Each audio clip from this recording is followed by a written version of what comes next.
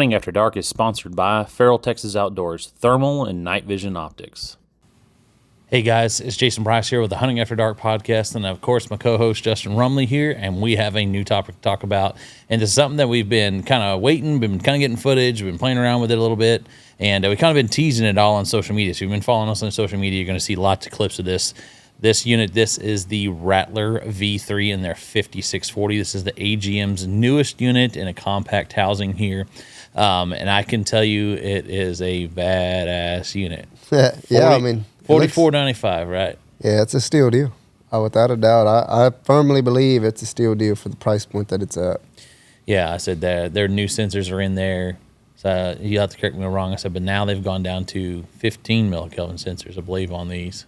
Yeah, I believe that sounds about right. When it comes down to this new AGM, the 5640, the Rattler V3. I don't know if you want to show them at the front what the biggest deal is here. What's the biggest deal with the V3?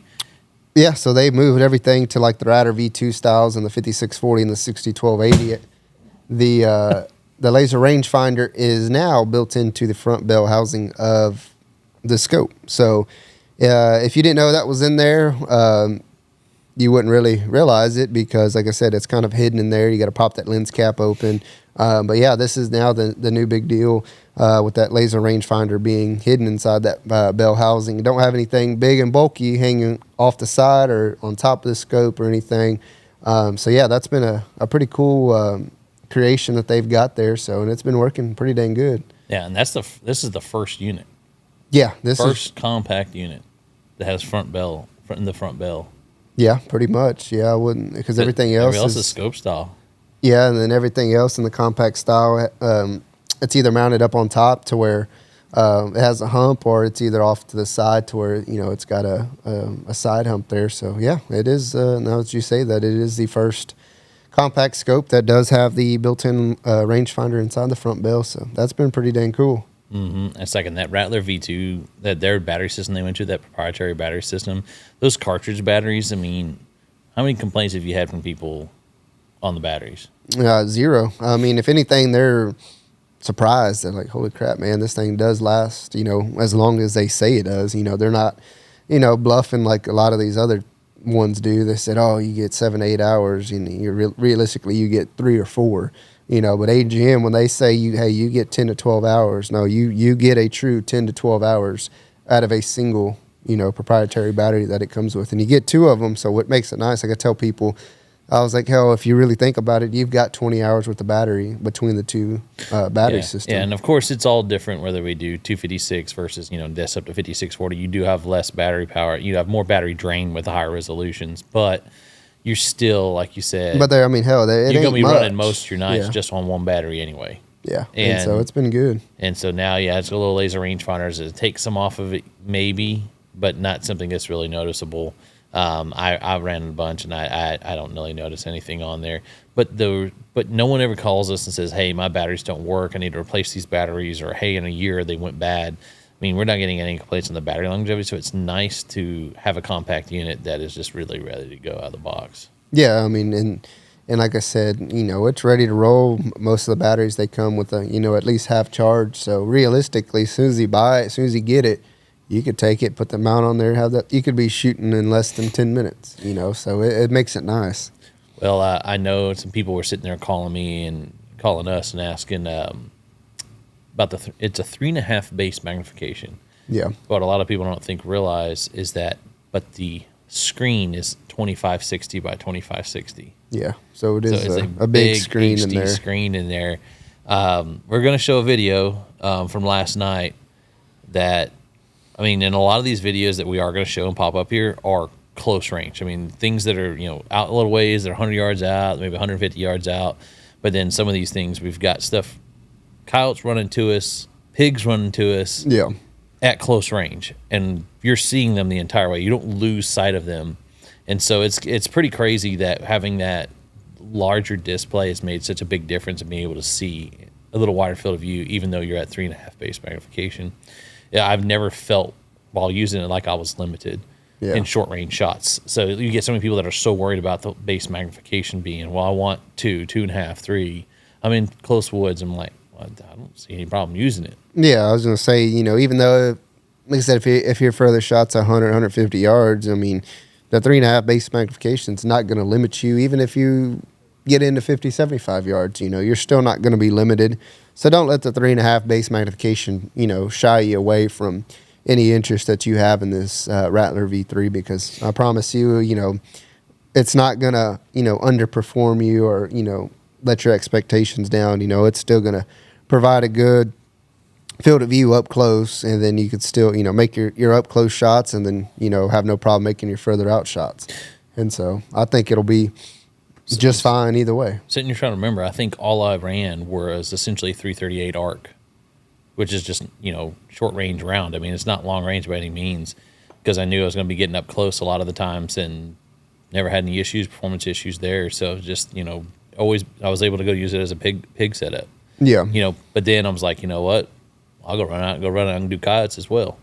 And had no problem, switching between the two, like different environments, coyotes being a little longer range, versus pigs coming in. But, I was always surprised that we're still getting coyotes coming close too. But we wanted to do this kind of segment a little bit different with showing clips from this unit. We don't normally do that. I know I said this earlier, but if you are on that live, just know we are going to post this video with these videos that Justin and I are going to be referencing. We just don't have a way to put it up on the live air on Facebook, so just know that. But as far as our other platforms where we are looking at YouTube, Spotify, Apple, we will have these videos in here for your reference that we're talking about. So I know it gets a little aggravating, but I don't have a full studio just yet to get everything to be rolling. able to do it all at once.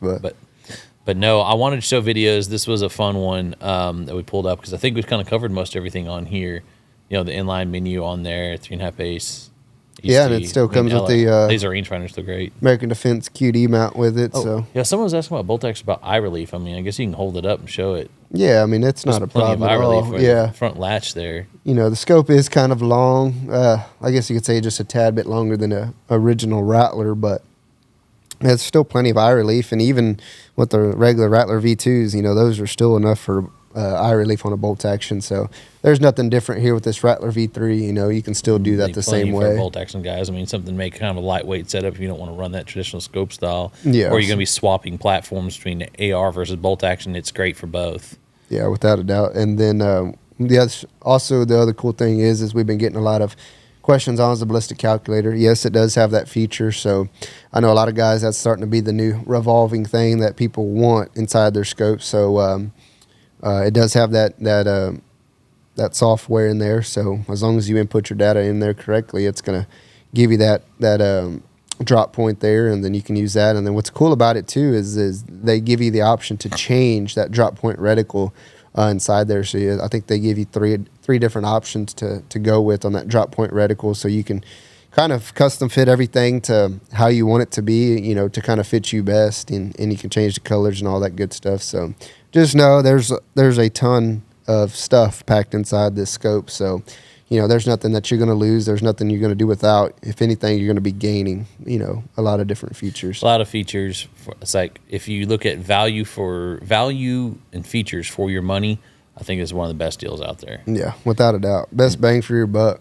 And, of course, you're with Hunting After Dark podcast, but Feral Texas Outdoors. We always field test everything, so we're not sitting here BSing you. This is what you get from the field. This is what we can tell you what it can do. This is what it looks like. We don't sit here and just say, oh, yeah. So-and-so did this clip for me and sent it to me. Like, no, we go out there and do it ourselves. Yep. So we know what you're going to be getting into in situations. And so that's the biggest thing we pride ourselves on here is we are field tested, tried and true. I mean, hell, you look at this unit. If you zoom in closely, hell, I chipped this sucker up. I've got that, wind checking powder. I got it all over there. It looks like we were doing cocaine last night. He never fails. Like, no. Yeah, that's how he stays up late at night. So don't stay let him up lie late at night. Don't let the Alanis get bumps. Yeah, don't let him lie to you. Tell a buddy Matt May that he'll sit there laughing, is trying to get these coyotes and like, all right, got winded on the set before. Came in the wrong way, and I was like, all right, man, we are checking the wind for sure, 100%. I got the little wind checker dust here. We can do a squirt. So I just stick my hand outside the window, and I got the front windshield and the buggy open like that.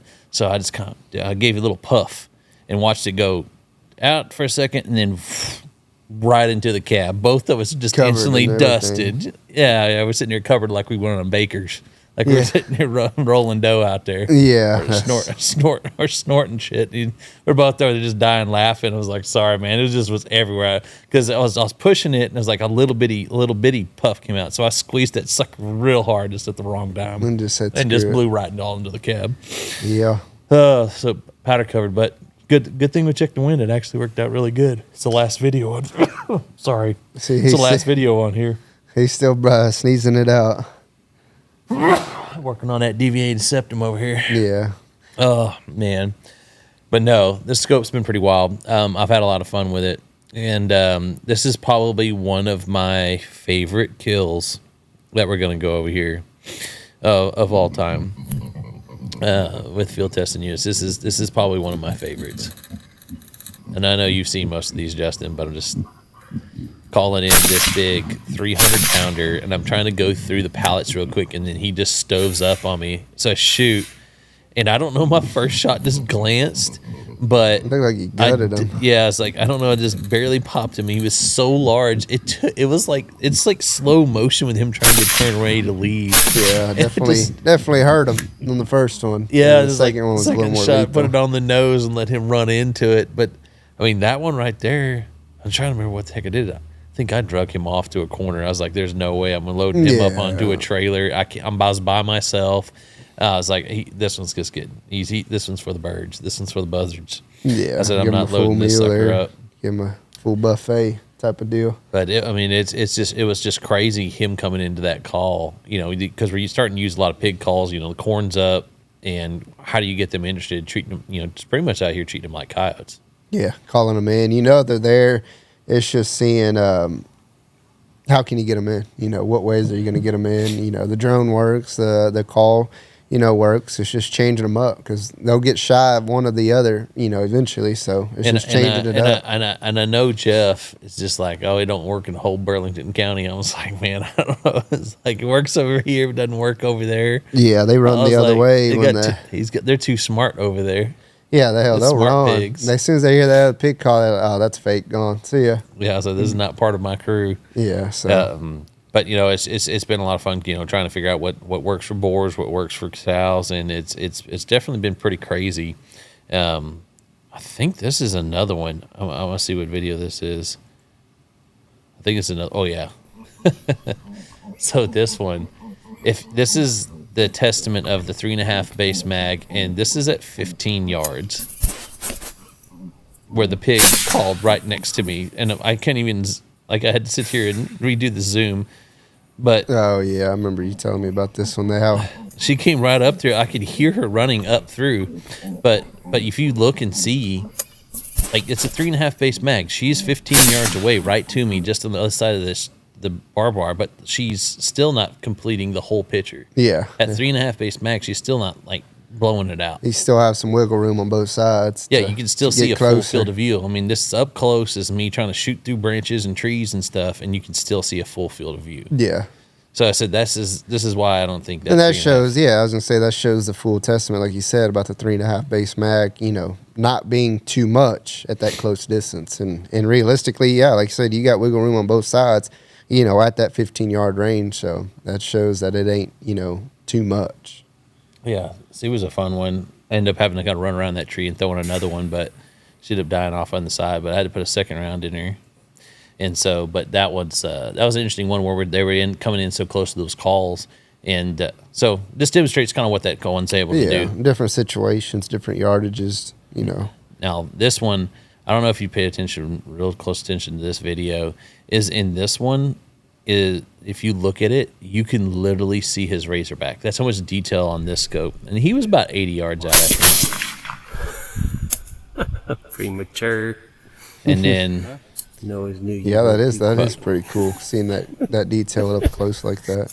Now, of course, it's our friend Orion down here, our fellow business owner in town.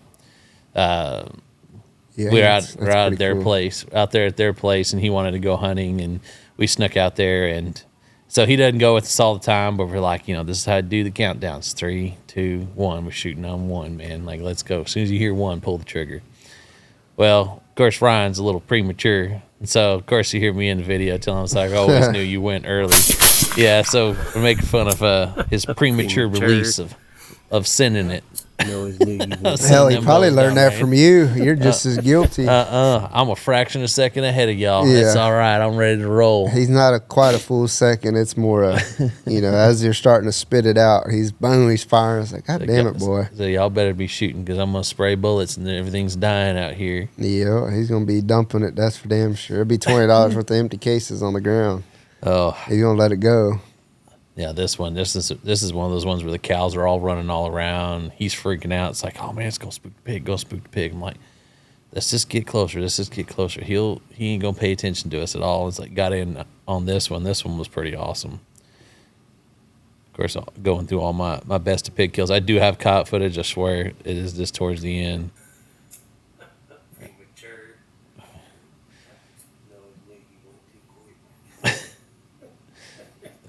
Oh, make fun of old Ryan. This one, we had a bunch of them.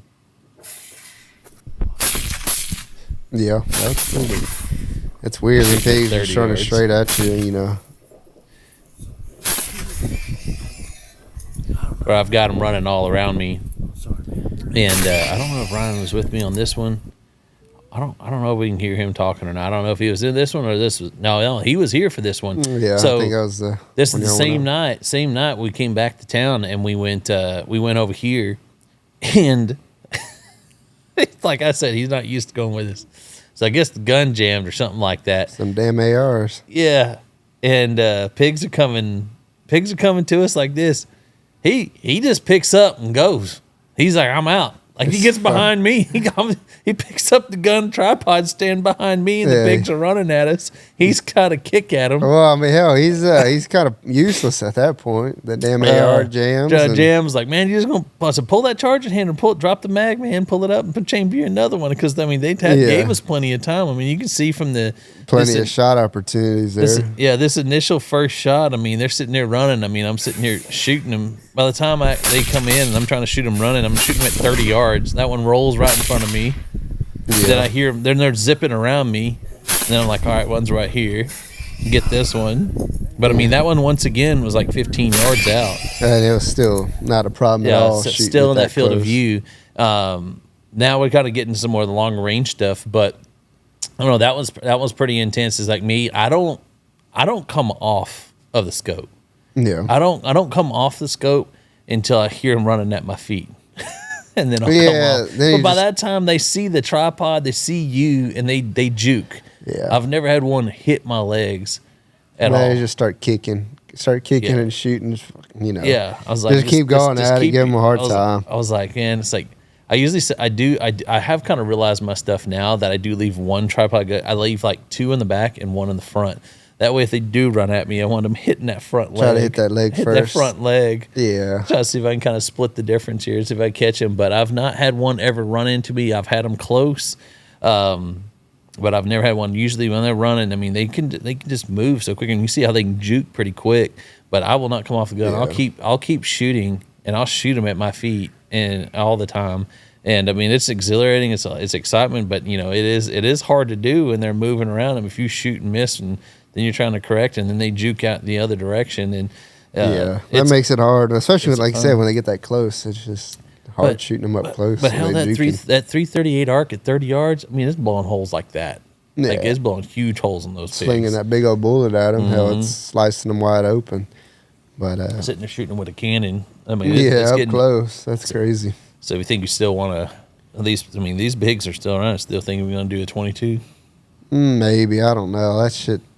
Pinhole them? Maybe one, and then it's useless after that. See if we can slowly pick them off. Yeah, but I don't think it's going to work. I think one, you'll definitely get one, but as soon as that one squeals, you're screwed. Get some subs and see what happens. Yeah. You can always get some air guns. Yeah, I don't know, though. Some 17s. It's not the crack of the bullet that scares them. It's if that damn pig squeals. As soon as it squeals, they're gone. And it's just like, oh, damn, pointless shoot one when you could probably shoot 5 or 6. But it's interesting. We'll have to see about all that.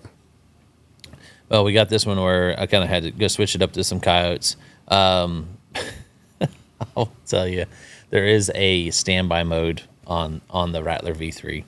So if you do not hold it down, it will not shut off. It'll stay on. It'll stay in standby mode.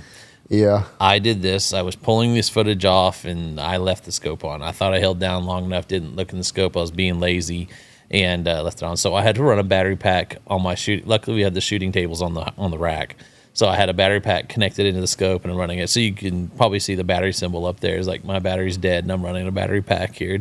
And coyotes were coming in. Local rancher contacted us. And he'd been a buddy of ours for a while. Mm-hmm. He actually was like, "Hey, where's Justin?" He was asking about you last night. I was like, "No, man, it's just me and you." They never forget me. I promise that. He was wondering where you were. That's because he likes to use that badass bolt action. He don't like them ARs. He wants to try. Oh, he did use Wade's. Yeah, okay, yeah, he did use Wade's. He took Wade's gun last night. He probably thought that was a toy. He needs to get him a bigger one. Probably got him like a pop gun. Yeah, sitting here up there. He's running a 22. Yeah, but no, and he got his excited last night. I don't remember if he spotted this one, but he spotted the other ones. But now I look rancher calves. One of his calves, he had kind of some off breeding season. What are you gonna call it? Had just 2 random calves come out, and not what is normal. The rest of it he's specking in July, so he had 2 out there already on the ground, and the dang coyotes got a hold of them, tore them up pretty good, and they go carrying off the parts and everything else and killing calves. And this place has kind of got some high grass, and you can see some high grass here. We are elevated up into the high rack, and so we thought we could kind of see them pretty good, but I mean you're literally in a little over knee high grass. And then we've had That was just a single that came in. It is a single. There was they were a double. They were 370 yards out. I didn't pull that video to show, but they were out longer range. And of course, this scope, when we do I'll put the full review up. We'll put that up there and show whether they were at 370 yards. I mean, you could still clearly identify them. And so I knew what they were. And we're doing the call, and it's like they're not coming to us. They're going away. I can see they're going away. We did some vocals, threw on a little rabbit distress, no interest. Trying to find that sweet spot for them, seeing what they want. So it kind of came down to that 50-50 shot. It's like, all right, they're hitting larger animals, out here. It's like, there's this place. This place has been dumping barley from the local brewery, or the wheat from the local brewery, wherever you want to call it. Yeah. Yeah, I think both has been dumped out there, and pigs have been all over this place. Trying to eat it. He's been feeding the cow, so she wants some really good cows, wants some really meat. You need to go talk to him, I guess. I don't know how well that works with that green finish stuff. Yeah, I don't know about all that. And but no, I was like, well, we're gonna have to throw a little Hail Mary here and see what we're gonna do. So we can do a little raccoon fight, or I wanted to do a little piglet distress. So we ended up doing piglet distress. It's what they liked, and that coyote is all entertained. Now, you hear some choice words out of me. He came in, and that tall grass, when he cleared the tall grass, anybody that hunts with me knows that I am a huge fan of a life-size coyote decoy. Yeah, he loves them. I like that extra second or two, their curiosity, to where I get the more freedom of movement.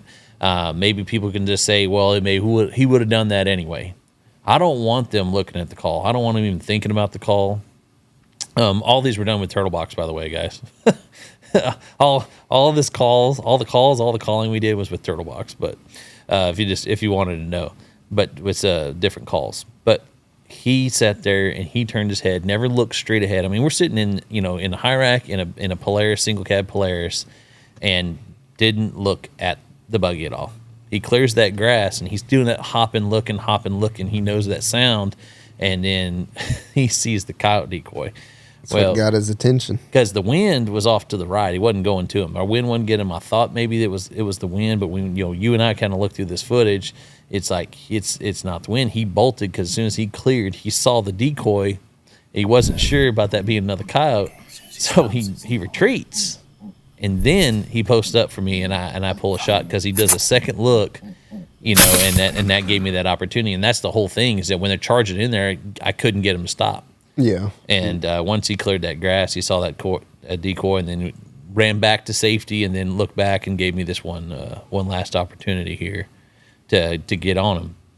And we'll play that clip. I had to put one kind of in the chest. I kind of didn't get my broadside shot like I usually like, but we made it happen. And then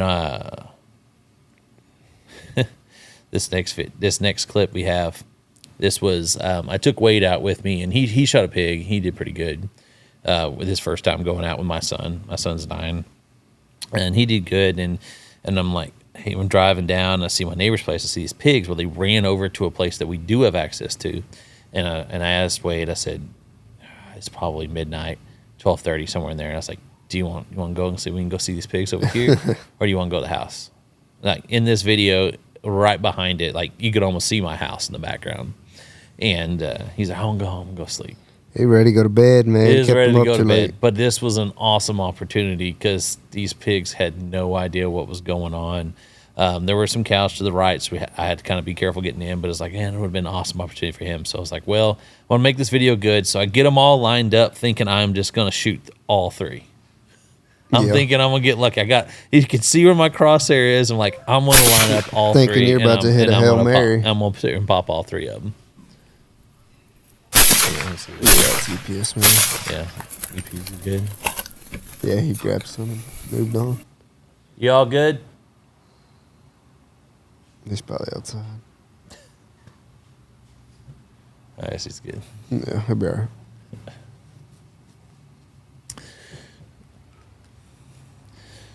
So we You didn't even say a prayer before you sent that. No. Get them all lined up. I'm like, you know what? I'm gonna pull off this 3-in-1 shot. I know this round's been blowing through pigs, and so here we go. This is such a quick clip because I was being lazy. I just took all the recoil. It has recoil activated recording and manual recording, so it makes me really lazy just to use the recoil activated because the video's already cut. I got them lined up. It's like, oh, only hit one. Then they come running at me. And I'm trying to shoot them. They're running all around me. I did not reload the mag. Yes, he runs out of bullets. Yes, I ran out of bullets, and they're sitting there running at me once again. And these 2 ran right by me, and they're probably 175, 150 pounds. I mean, they were not. Yeah, they weren't little bitty ones running around. And I was like, damn it! But but you could see the detail. Oh yeah, on these pigs. I mean, when I do post this full video, I'm gonna put where they were actually humping here right before this, and so I got him right as he dismounted and tried to line him up. But you see a lot of detail with this scope, and them running around. Of course, we're really getting some detail up close, but it was pretty awesome. So I'm sitting there watching them again, and I thought, and you see all that cactus? Oh yeah. He stayed there. I was not. I actually did load in one round. I've been keeping with that 338 arc. I load about, I think it's like 8 or 9 rounds in there, but I usually put one short, and I put a spare for this situation. I keep one in my front pocket. Keep that extra. I loaded one and ended up spinning around and catching one of these other ones that was kind of slow to keep up. I ended up loading another round and getting one, but I didn't put that clip in. Juking little mothers are running all around. I'm trying to catch them. Yeah, they got me. I'll get them another night. Juked you out. Then this is with Wade. Wade shot one, and then they're running at us. So you're gonna hear me tell him just get behind me, because I won't let him shoot more than one. He's not. We're not doing running shots yet at 9 years old. We're like, you shoot once and then you get out of there. Yeah. And we ain't doing that just yet. Tell him to get behind me, drill that one, clean up one he shot. Then I got one spinning around me. And then he comes running at me again. So I don't know what it's been. They hate you. Yeah, these no matter what place I was running around, these pigs have just been running at me. I don't know what it is. I mean, it's not like it's that round or anything like that. It's like quiet. I mean, they're running still to loud. Like but I said, as soon as they hear something squeal, they're gone. Looking for the escape point. So now we're getting some coyote footage again.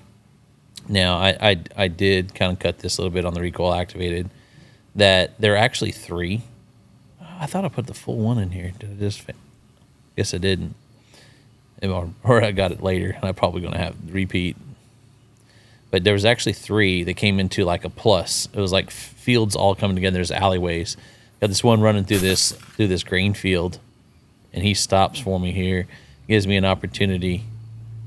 I was like, all right, there's enough detail I can tell exactly where he's at, and shot that one. And then I tried to pick up the other two, but they were not having Take off, yeah. But I mean, that's that's a 200-yard shot out there where you can see them running around trying to get their attention. I was gonna throw one out there. Yeah, that'd have been another Hail Mary. You better pray before you send that. Now, this one was a fun one. This one's up close and personal. This was last night. This is the really fun one. So I barely got on it. No, what I was doing is I was messing around a little bit. So the call had stopped. It was a 1-minute segment. It was on my phone.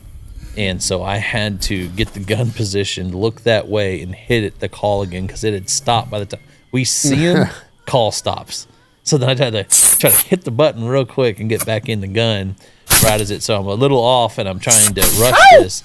But also, the way this was set up is that I had my table adjusted down, but I couldn't shoot like directly down. I was like, "There's no way these coyotes are going to come in that close." I said, "Yeah, but you weren't thinking it." This coyote comes in, I have to lift my ass off the seat so I could get up enough and angle straight down.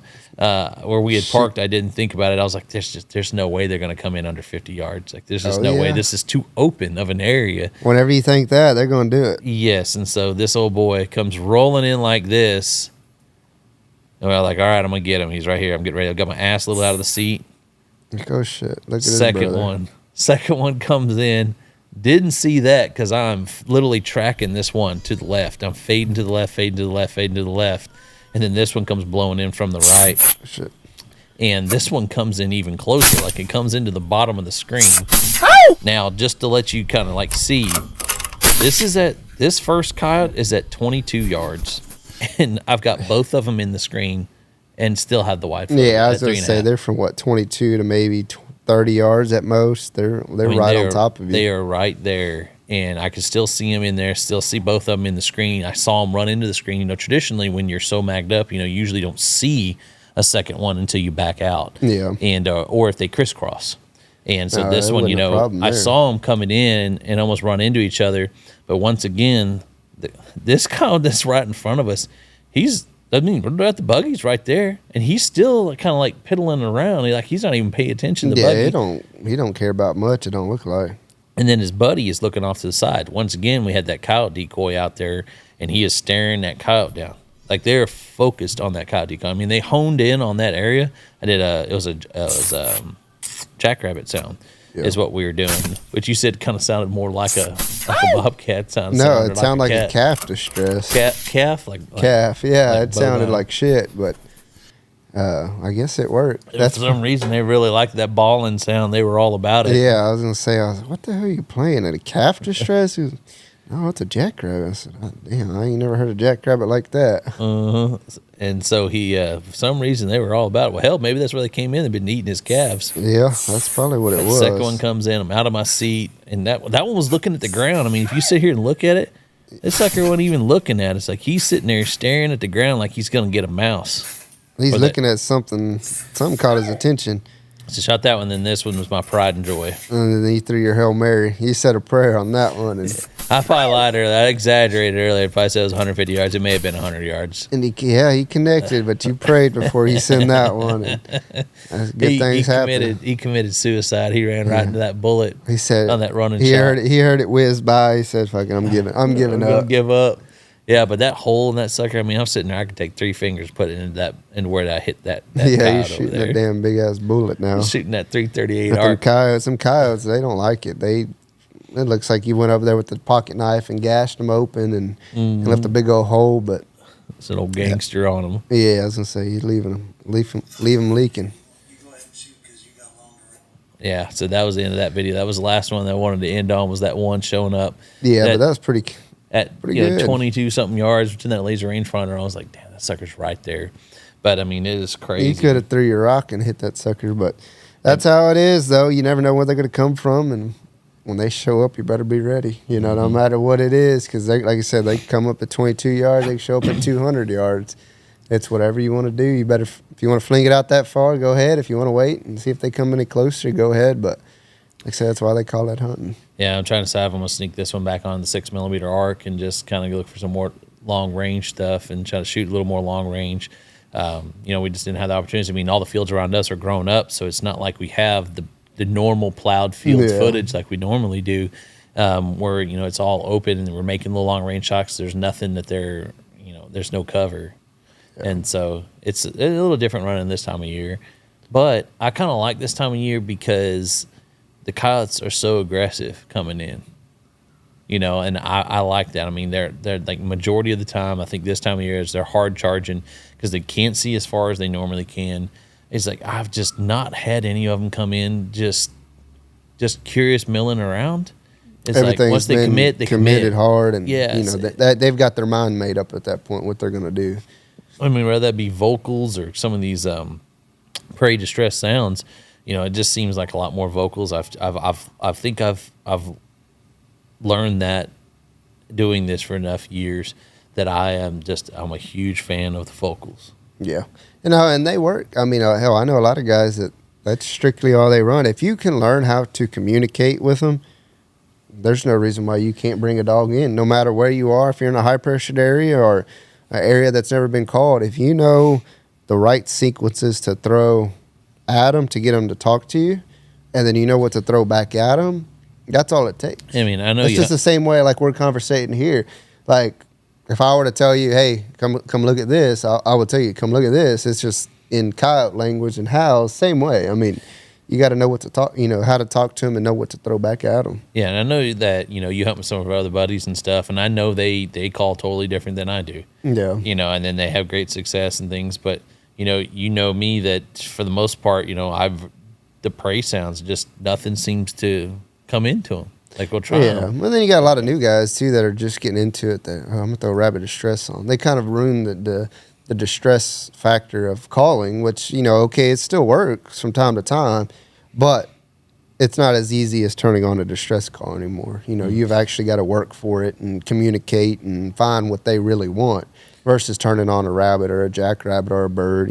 Like I said, a lot of those sounds still work just fine if you know how to build into that sequence of making it sound realistic. If you just throw it on, it just ain't gonna work anymore. It's just like it's like sometimes I get in the habit of things, but sometimes I may download new calls and I may run it totally different. Yeah. And I may throw in new different Hail Marys. I might try something different just to see what happens. I mean, I try not to get stuck in my ways of doing the same thing for the places that we go and hunt. I try to mix it up. I try to do something a little bit different. Yeah. Every time we give it a couple weeks, I'll go in and do totally different game plan. Yeah. Go in from a different angle, throw some different sounds at them, try different tactics. You just got to keep it all mixed up so they're not used to one specific setup or one specific sound that you're going to go in there and play and try to have luck with.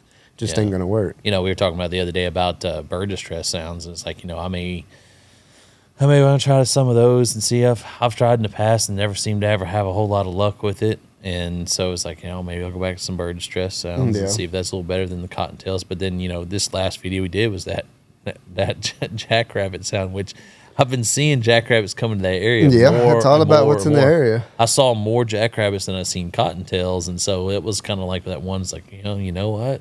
Hell, I was going to go for this to see what happens. Yeah. We did kind of a typical sequence of what I used to do and throw that one in there, and then both of them come running in on top of it. So, I don't know. It was just kind of a surprise there, but it then made for some awesome footage and awesome time. Landowner was, rancher out there was real excited, and he was happy. And, real happy for him. It was all ecstatic. It's like, you saved my calves, man. You saved me some money. You're Jesus. Yeah. Saving that $1,000. I guess Cole asked, what's the distance does the turtle box work Bluetooth range? So how far, you've been having it what? I mean, it's over 50 yards. Yeah, I was going to say at we've most, put it way the hell out there. Yeah, at most, I think you've had 50, 60 yards. You've put it out there. Hell, it's well within range of a Fox Pro as well, Yeah. Whatever you can do with your Fox Pro, we've been doing it with the turtle phone, box. And I run an Android phone. Yeah, he's weird. Yeah. I run an Android phone, guys, so it's like your iPhone probably work even better. I don't know. It depends on those Bluetooth antennas that you have in your phones and how well your Bluetooth antenna works. I mean, but that receiver on there. But the thing is we've never had one lost connection.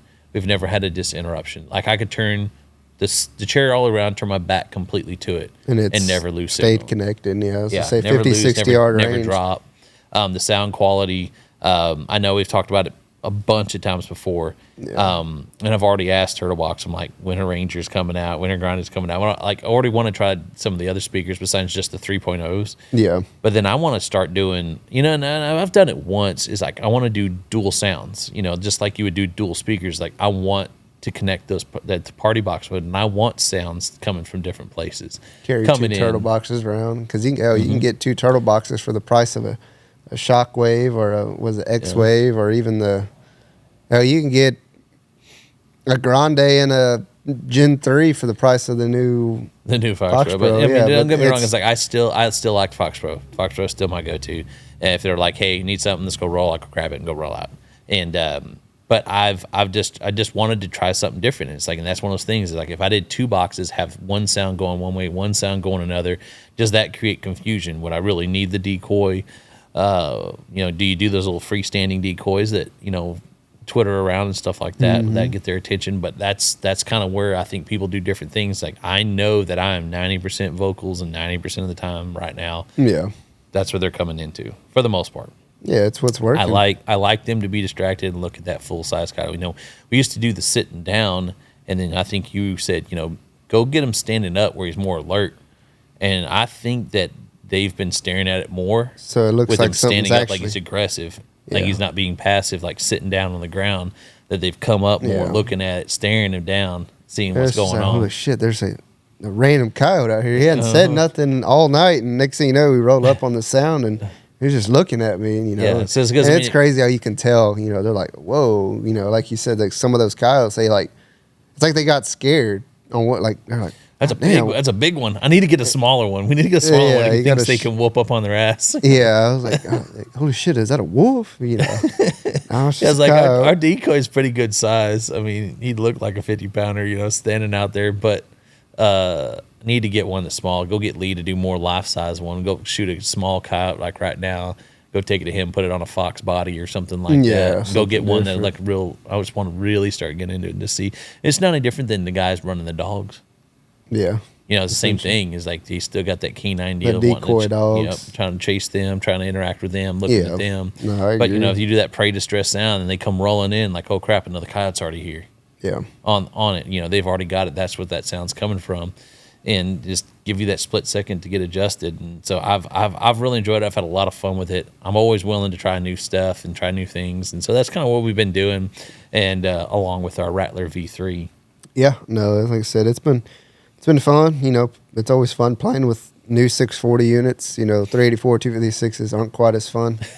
It's just I finally got to run a higher end unit. Yeah, because the lesser quality of a 640, it's just they're good, but it's just like, man, it's hard going backwards. But yeah, and I don't know if you have much to us. I think we've kind of knocked everything out. I think we just need to put up footage, and review footage and some of the other stuff. We've pretty much done everything. I think we've got some secret units that we've been prototyping in the background.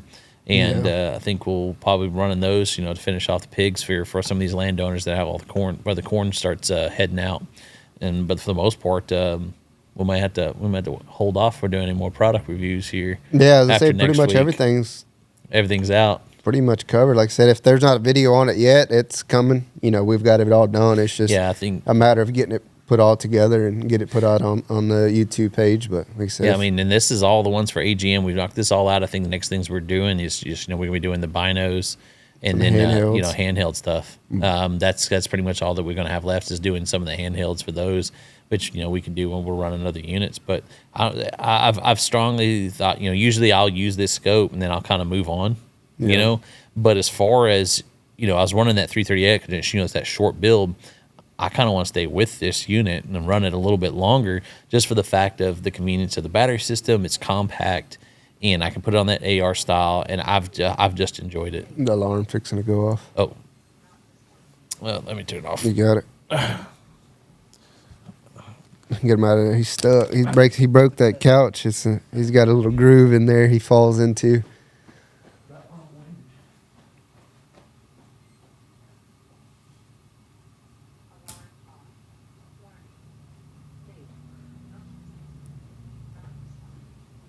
Any other comments on there? just close out. Yeah, we should be good.